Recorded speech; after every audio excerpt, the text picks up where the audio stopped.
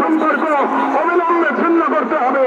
দুই, জায়নবাদী রাষ্ট্রের বিরুদ্ধে বাণিজ্যিক অবরোধ ও নিষেধাজ্ঞা আরোপ করতে হবে। গাজার মুসলিম জনগণের পাশে চিকিৎসা, খাদ্য, আবাসন ও প্রতিরক্ষা সহযোগিতা সহ সর্বাত্মক সহযোগিতা নিয়ে দাঁড়াতে হবে।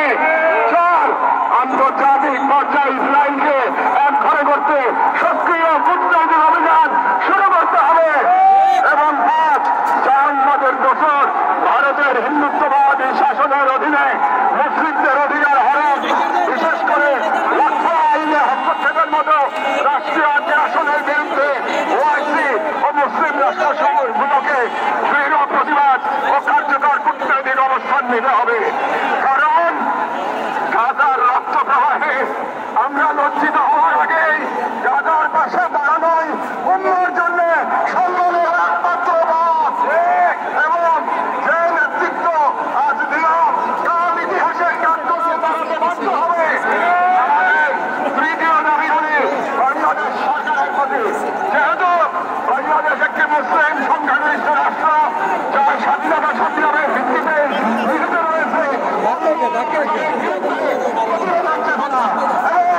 আমরা বিশ্বাস করি ফিলিস্তিনের পাশে বাংলাদেশ কেবল মানবতার নয়, ইসলামের পক্ষে এক ঐতিহাসিক অবস্থানে রয়েছে।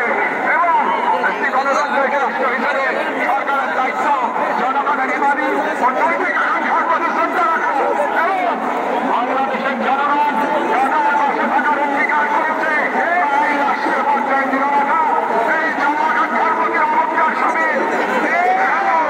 আমরা বাংলাদেশ সরকারের প্রতি দৃঢ়ভাবে আহ্বান জানাই, বাংলাদেশের পাসপোর্টে